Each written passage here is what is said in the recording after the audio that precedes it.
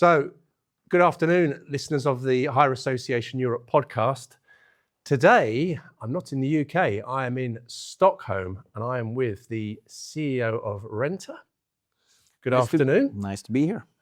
Joacim, have I pronounced that correctly? That's correct. Yes. Correct. And I'm with the CEO of Alrik, Nici. Now, for the keen-eyed listeners out there, you'll notice that I've already met Nici before because this is part 2, Nici, of the podcast that we started a few weeks ago in London. So to put a bit of a backstory to this, when Nici and I met in London, we had a very good conversation, didn't we? All about the Alrik platform. Yeah. But I said, I think there's a piece missing. And the piece missing is talking to a hire member that actually uses the platform, which is why we are here with Renta. I want to say one of the largest hire companies in Europe. It is nowadays. Yeah. So we were kindly invited out to Stockholm, and we've had a look around the Renta depot today. But I really want to understand, Joacim, how this is working for your business. But before we get into that, I think we've done the instructions. Everyone knows everybody. I want to understand a little bit about you. Joacim, where did your career start? You're here now as the CEO for Sweden. So give our listeners a bit of a background where it all began. It all began in west coast of Sweden. I'm born living in the west coast, just north of Gothenburg. West coast of Sweden is a lot of car industry. Volvo is produced there. Saab was produced there. So of course, after school, I graduated in finance and I started working with Lear Corporation, building seats for Saab. That career move ended quite quickly when Saab went. They were a good company. So you still see Saabs. You still see Saabs in the UK. I think it was a really, really nice car, but no one wanted it. So something was missing with Saab. I don't know why, but that's it. So that's where I started. So I started in the finance department and then became the plant controller quite early. Mm-hmm. And since Lear Corporation, one of the top 500 biggest company in the US, you get quite a lot of opportunities. Yeah. So they offered me, after 2 years, the chance to go to Paris. So moving from Trollhättan, small city, went to Paris. Went to Paris for 3 to 6 months, something, building seats down there in Lagny, and quite nice town. But then they called me and asked, we open a new plant in Madrid. So can you move to Madrid? So this was small area, Trollhättan. We moved to Paris, was there 3 to 6 months, and then moved further to Madrid. 2 years there I had before moving back to Gothenburg. I should have probably not moved back from Madrid. I mean, went to Bernabeu every week, watch football, and the food and the drinks and everything. And it's warmer. Yeah. You don't have the winter we have had this year. It was a really cold one, so should have stayed there. Came home, continued at the Lear Corporation, building then cockpits for the Volvo cars in Gothenburg. Okay. So that was the next move, and got a little bit tired of it. So it was, it's hard after being in Paris and Madrid, and you've seen Gothenburg, everything, 9 years at the same company. I thought, let's do something else. And I became a part owner of Starka Arvid. It's a drywall company having equipment for handling drywalls in different flats, etc. So we were actually producing that. So building seats, now we were welding, assembly, different to the construction industry. Really nice products, simple products, good quality, and it actually had like a lean system. This is when lean came and from Toyota and everything was, and we built the process with drywalls. So that was really interesting. After that, I hardly don't remember because it's quite a long time ago. But after there, I went to also continue with the production with a family company in Uddevalla, building Tetra Pak machines, offshore equipment, stuff like that. Welding again, turning, milling, these kind of things. and did that for 9 years. So now you're done production, you've done several different productions. Yeah. And one Friday, as always, Friday on the way home, The call came in, didn't the it? call came in, and I got the question, do you want to start working in Varberg, was the time. Living north of Gothenburg 1 hour, Varberg is south 1 hour. So I thought 2 hours away from home, no, that will never happen. I will continue to work in Uddevalla, I have 10 minutes from home, and that's it. Then a week later, on Friday again, they called me and asked, you should come down. You don't have to say something, just come down and we will introduce you to a company called Stål & Hyr.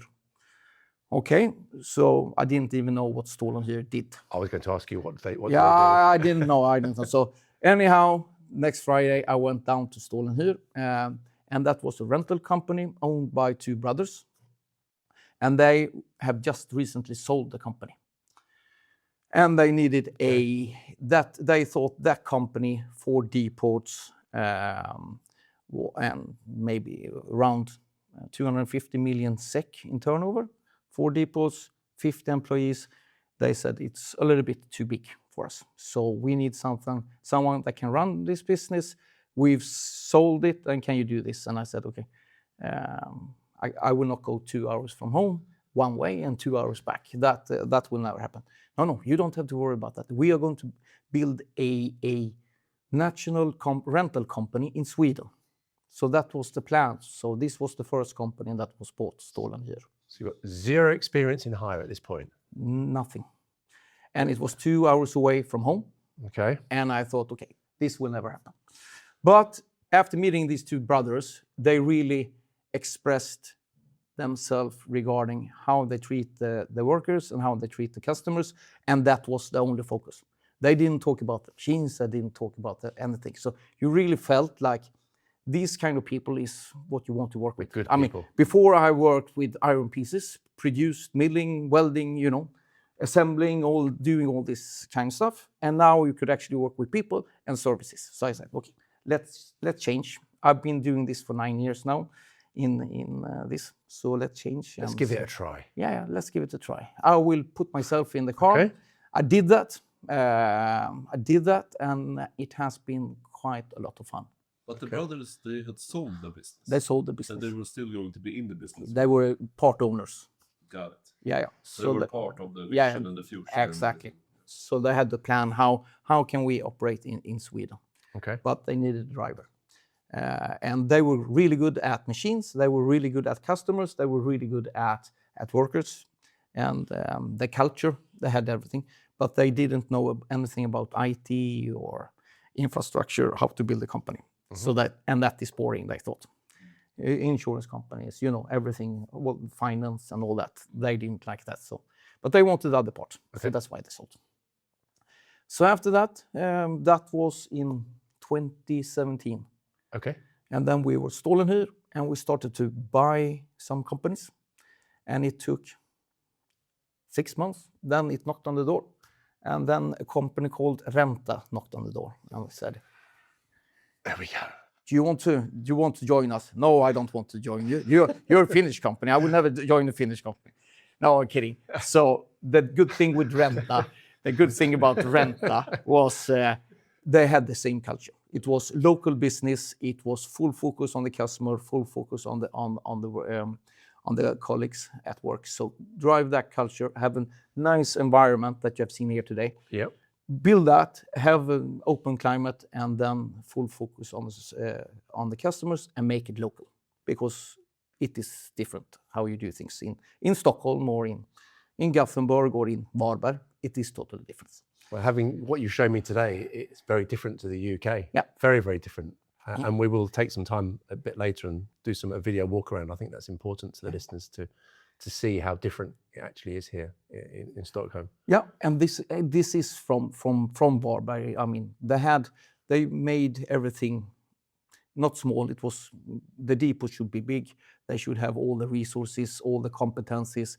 You should be able to do everything. And now we are in an old rental facility. Several rental companies has been here, so it's nice. It's a nice place.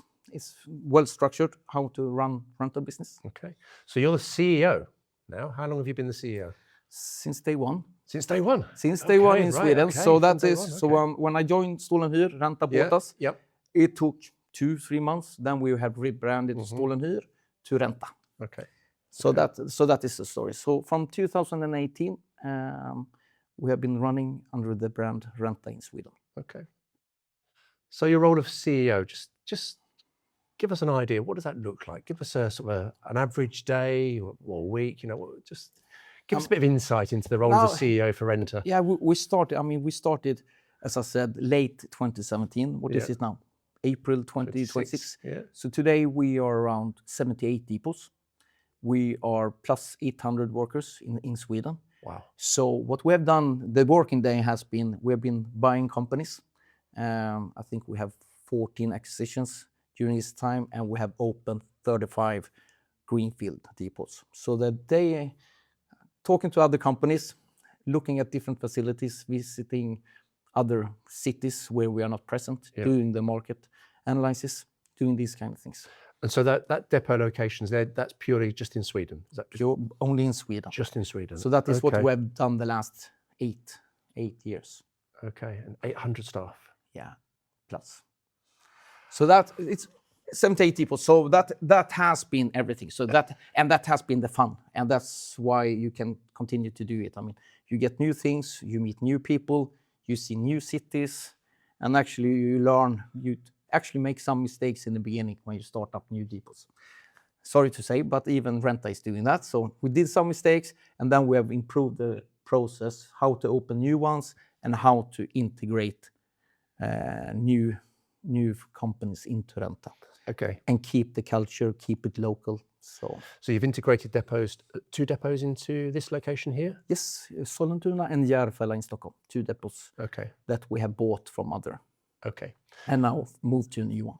So your range of equipment, again, because I listen to this podcast, they're primarily based in the UK, but they'll be very keen to understand sort of the depth of what you hire here in Sweden. Can you give us a bit of an idea?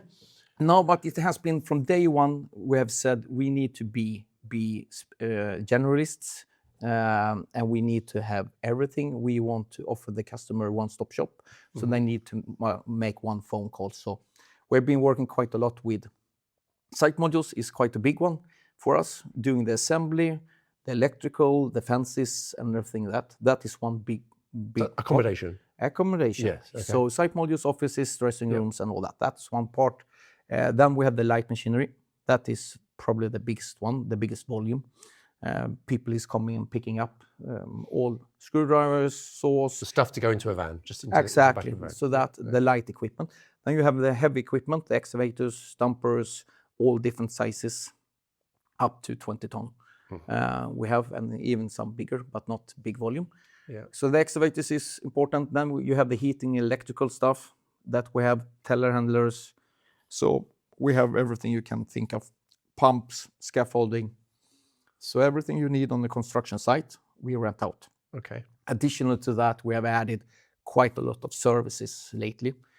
Traffic and safety, electrical assembly, site module assembly, hoist assembly. So we're doing quite a lot of assembly for the customers as well. Okay. So your customer base, I'm guessing it's predominantly what we would class in the UK as an account customer, so a trade account. Yeah. But do you deal with the general public? So if a member of the public wanted to come in and hire a scaffold tower, for example, that you could... Absolutely, everyone is welcome. Everyone is getting the same service, and that is important. So whoever comes into Renta should have the same feeling leaving Renta, even if you are a big construction company or a private person that is going to rent something. Okay. Really important that everyone gets the same. So we get all that. So we have quite a lot of customers. Yeah. A lot of customers that is coming in and out. I noticed when we arrived this morning, so your starting day is 6:30 in the morning until 4:30 in the afternoon. Is that the same for all renters? Nice early start? Yeah, we're trying to open half an hour before the customers start at the construction sites, and we close half an hour afterwards, so they can pick up it in the morning and leave it in the afternoon. Okay. And what about weekend trading? Do you open on a Saturday? No. So no evenings. It's been quite a lot of discussions, especially in the 3 big cities, that you want to have Saturdays and you also want evenings. But that we have really said no to. So let's see. Yeah. We have some containers that can deliver during the weekends. So we put the containers there, and they have one lock, and they go in. And it's got the equipment in there. With the small equipment in there, and they pick it up and take it out. But that is what we are doing so far. Okay. Very good. Okay. So that's a good insight to your background. I think we've got quite a good insight into Renta and where Renta sits in the marketplace in Sweden. The bit I really want to try and understand today is the Alrik platform, which is, I suppose, where you come in here, Nici, which ties in nicely to our part 2 of the podcast that we filmed in London. So I'm aware that you're using the Alrik system across the Renta network. Yeah. So I'll walk slowly into this part of the conversation, just so, again, our listeners can understand how it sort of transformed your business. So I think my first question, what ERP system do you use here? Is it a bespoke Renta system, or is it an off-the-shelf package that you use? No, off the shelf. Only the ERP system we have is focused on rental.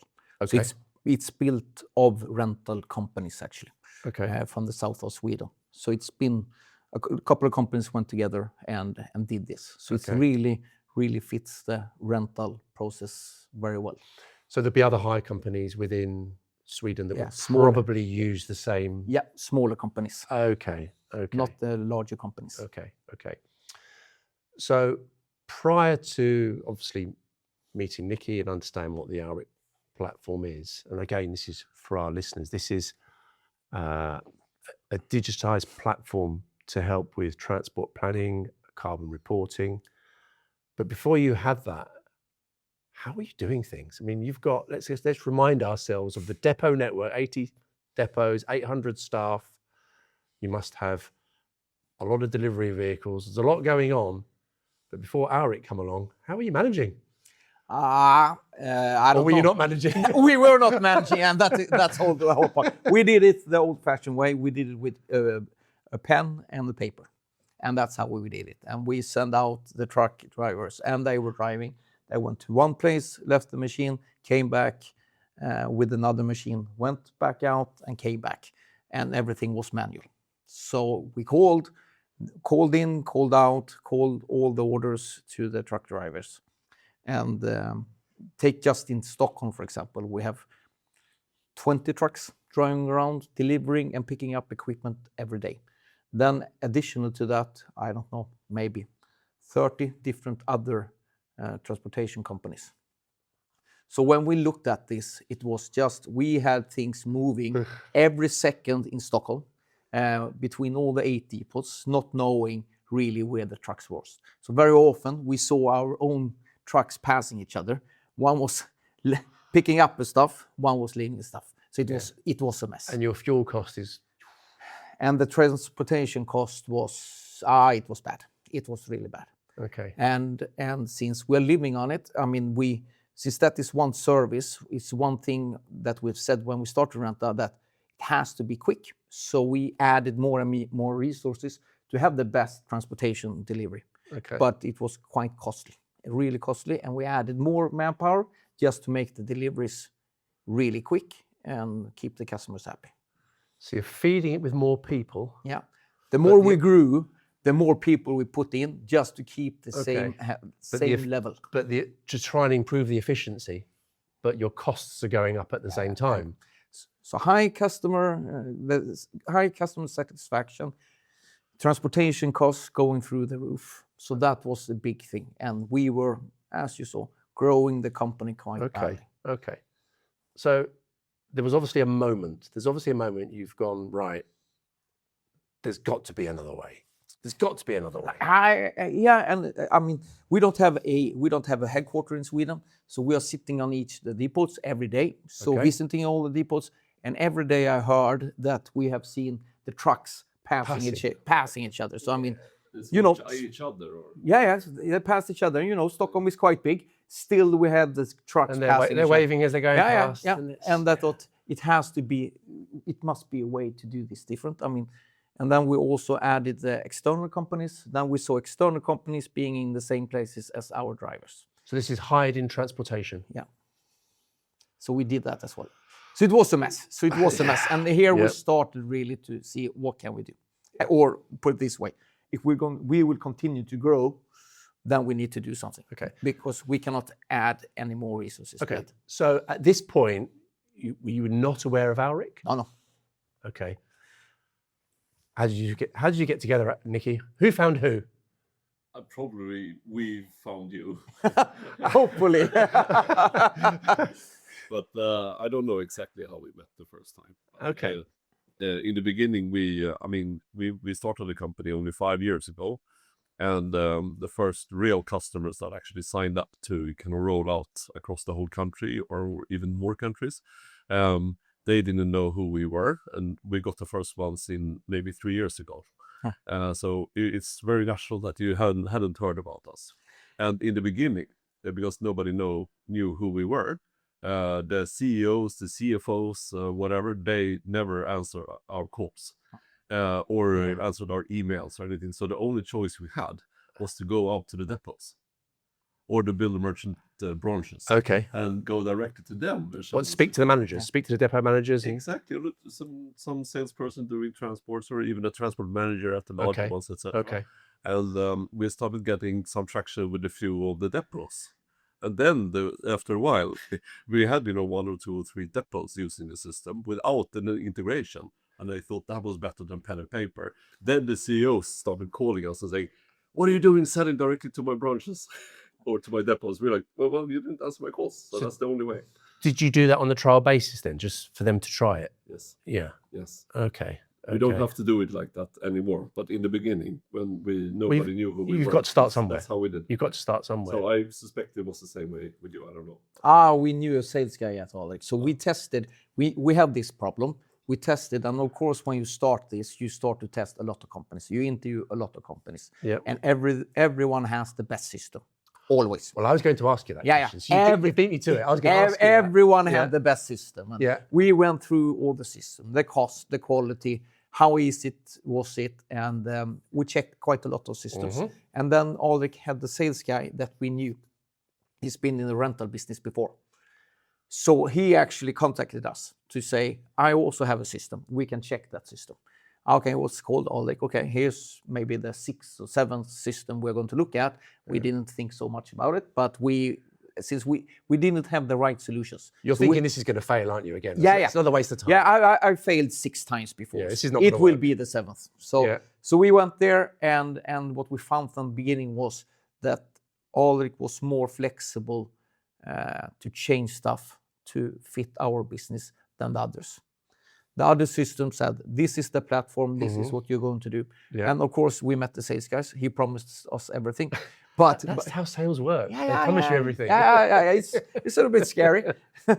But then they actually showed that they could set up the system and make some changes to fit our way of working. Yep. So that's why we picked Alrik from the beginning. Okay.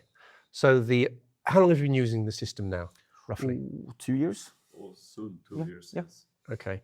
So at this point, you've now engaged with Nici and his team. Yeah.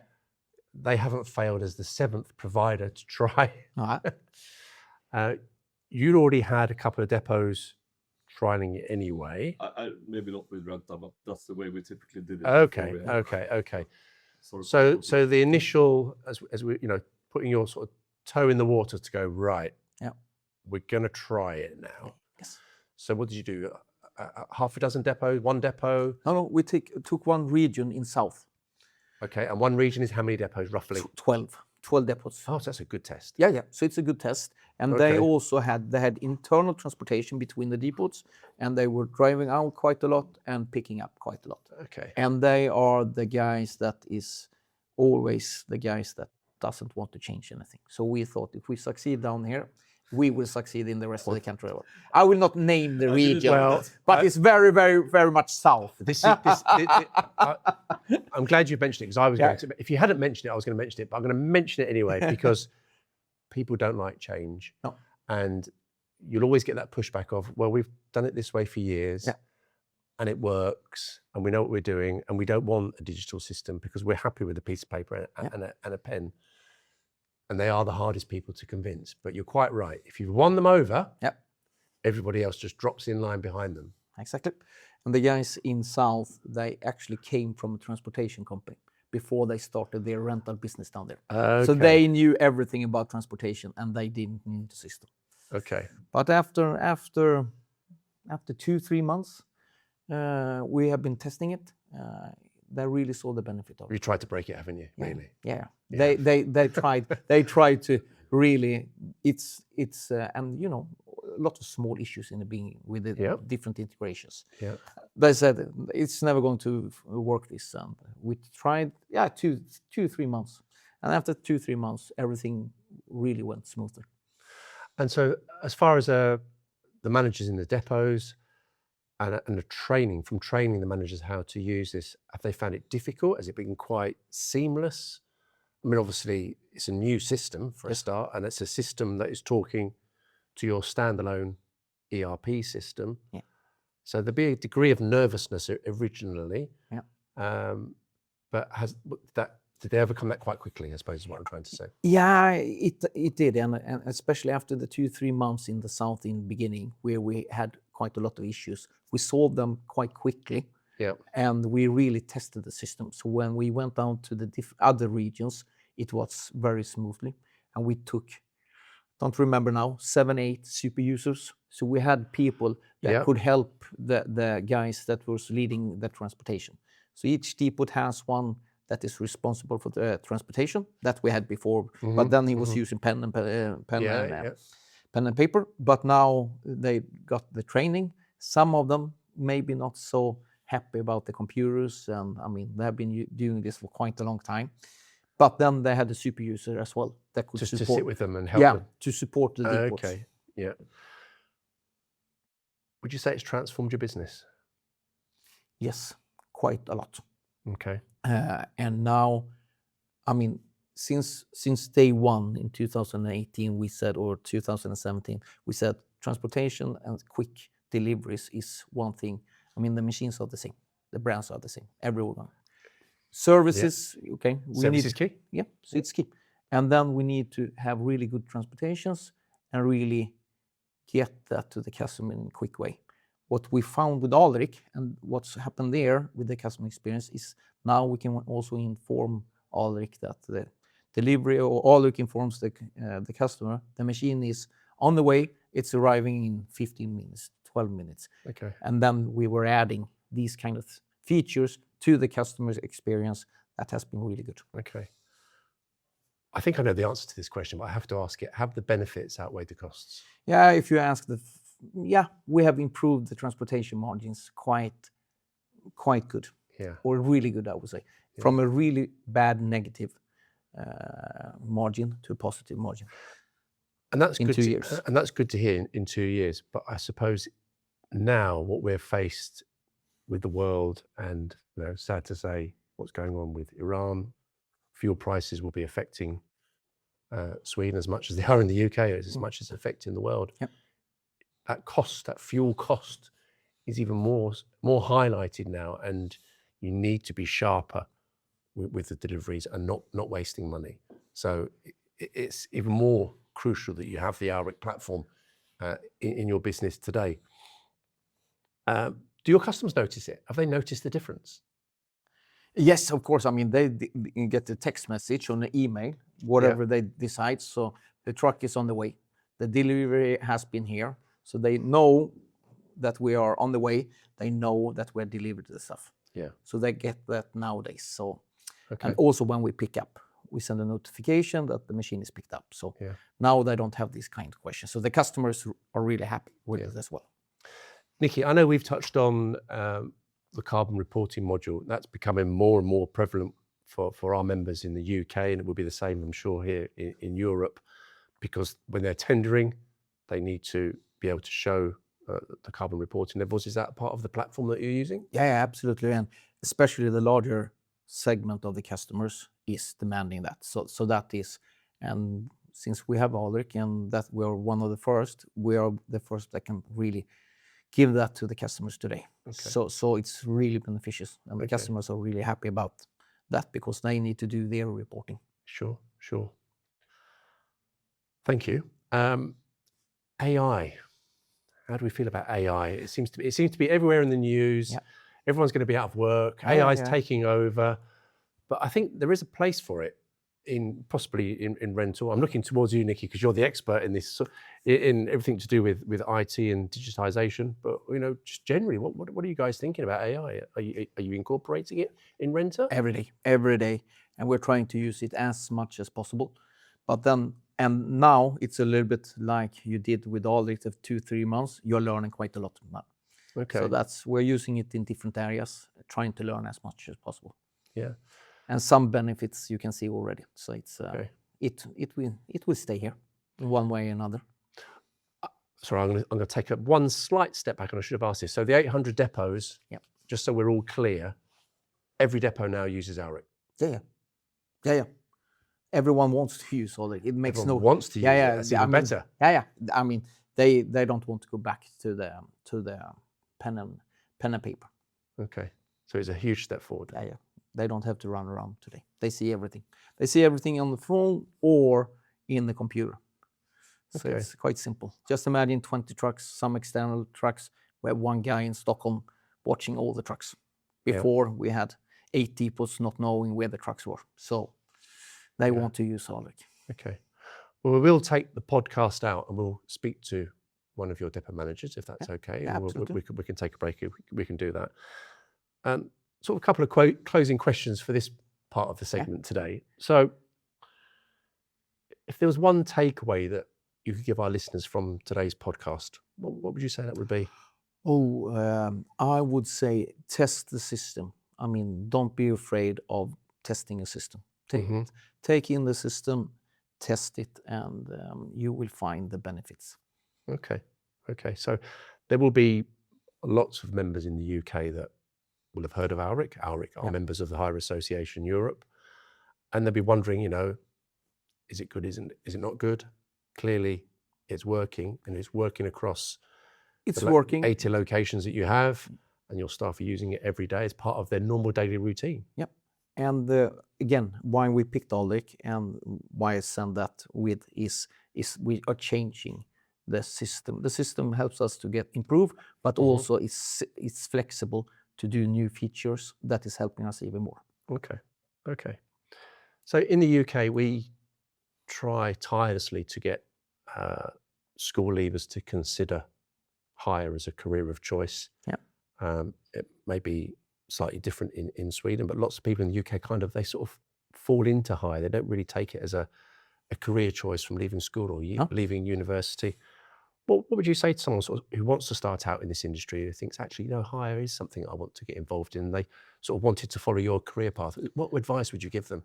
I mean, if you like challenges every day, if you want different work days, if you want changes, you should go to this because you solve problems to customers every day, and the problems are never, ever the same. It's different every day, and it's different machines. I think we have 4,500 different machines. Wow! But just before you have learned that, and if you like machines, it's a really nice place to work at. Yeah. But also, don't you think there are differences between hire companies and other hire companies? Renta is very ambitious. It's growing. It's very sophisticated. So, and that's a even more fun environment to be in, I would say. So, not all companies are like that. No, but machines is fun. Or people that thinks machine is fun, that is one part of it. And the other part, I would say, is also that you get the customers with different challenges every day. Yeah. Because one day will never look at the same. Right. So, yeah. Okay. You can relax now. Some fun stuff. Some fun questions. Fun stuff now. Yeah, some fun stuff. So, if you had to teach a class tomorrow, what would it be on? A class tomorrow. I don't know if I should teach anyone anything, but dear me, I from the would CEO. No, it would a class in something. I would teach them in sports. Okay. Yep. To get the kids to move around a little bit more. Yeah. Yeah. Probably football or hockey. Okay. Yeah. So that will be for tomorrow. Okay. They need that, the kids. Okay. Who would play you in a movie? In a Hollywood movie, who would play you? Which Hollywood actor do you think could play you the best? It must be Sylvester Stallone.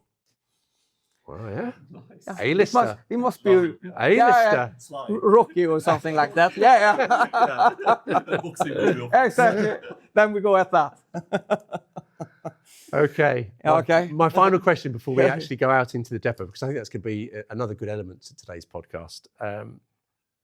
If you can, dinner with 3 famous people, alive or dead, and why? You don't have to pick 3, but who would you like to have dinner with, given the chance? Given the chance, I would probably go for Barack Obama, without an NDA. So he needs to open all the stories that you always want to listen to. Okay. Something is going on and you don't know what it is, but the president knows. So something like that. He will know all the dirty details. A lot. Yeah. He would know a lot. Yeah, that you are not aware of today.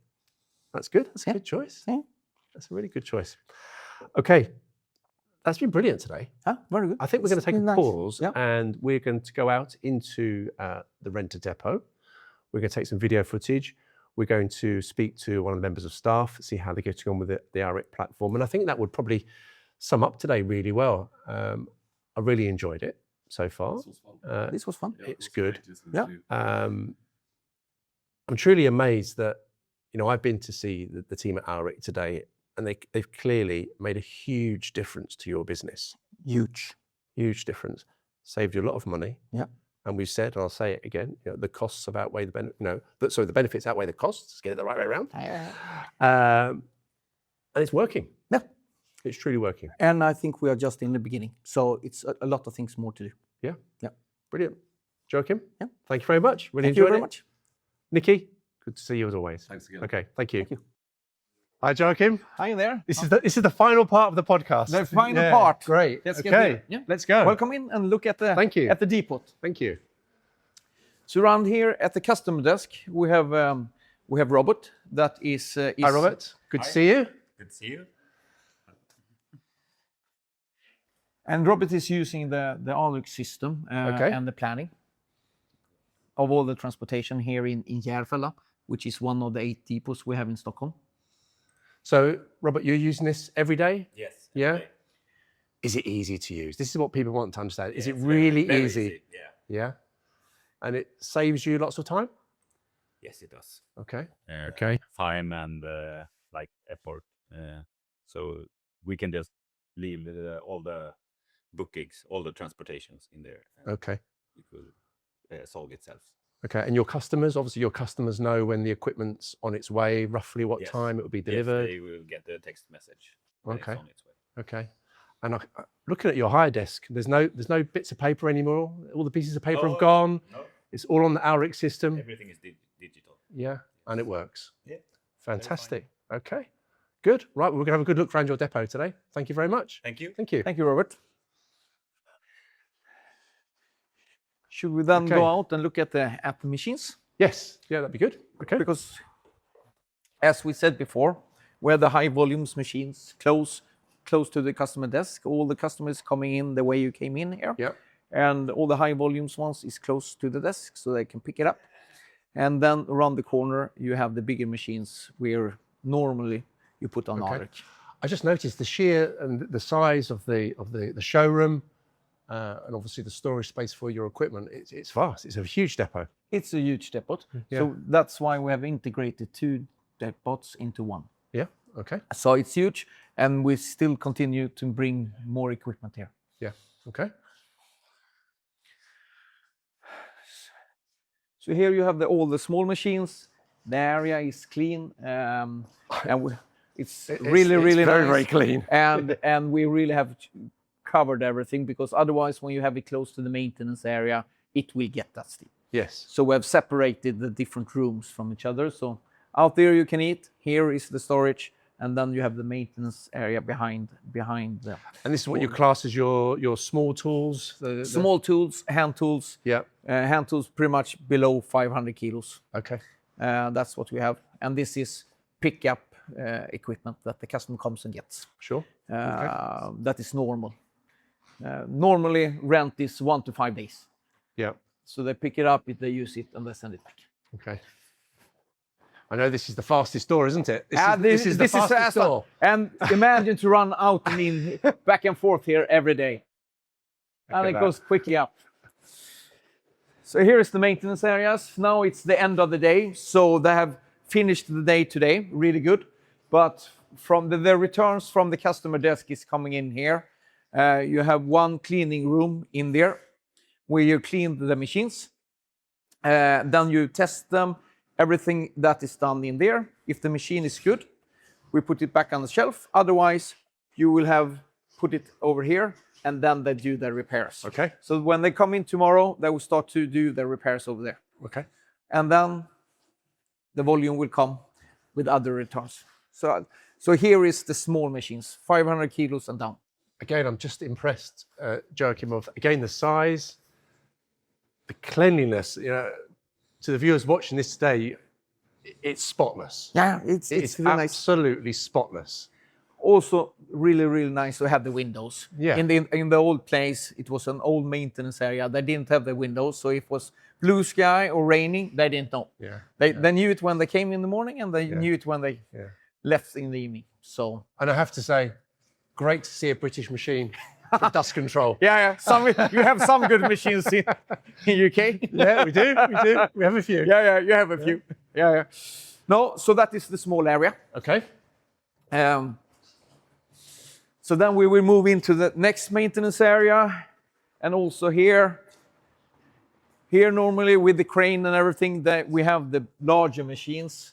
They are done. So the next machines, the returns of the bigger machines are on the outside. Okay. So they take it in, wash it, and then they bring it in here. Sure. So they are done here for the day, and all the big returns are on the outside. So the larger machines we don't take in until everything is washed. Sure. Then you can have a clean area. Okay. Yeah, very good. So through to here? Through to here, and then you come to the mid-size maintenance area. And again, for our viewers, the sheer scale of the building, I mean, it's truly enormous. And just trying to pick up the size. It's a big one. Yeah. And Stockholm is a big city. You can have really good volumes in here. So how many staff working here, roughly? 14. 14? 14. Okay. Yeah. And that is excluding the transportation. So it's maintenance and customer people working with that. And in this area, again, important, everything needs to be washed out there before you bring it in. So that's how we can keep the good working environment. Everything needs to be clean before we start to repair it. Okay. So we wash everything out there, we test everything out there, and we find any failures with the machines, we bring it in here and work with it here. Okay. And in every depot, we have all the machines. So it's not that any depot is more specialized except for one thing, and that is traffic and safety. Okay. Traffic and safety we have down here.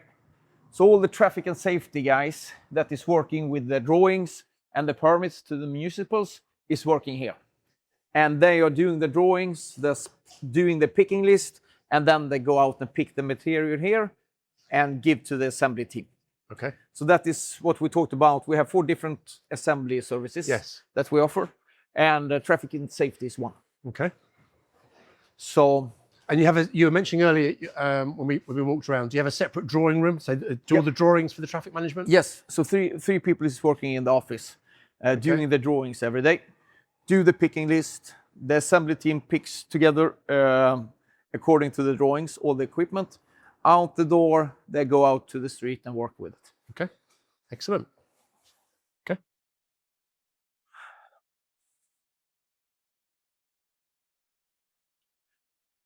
And that is pretty much that's pretty much it. We've walked all the way around, haven't we? Yeah. So we are around. Okay. Once again, thank you very much for your time. Really enjoyed today's visit. Yeah. Hope our listeners enjoy the podcast. Nice to have you here. Thank you.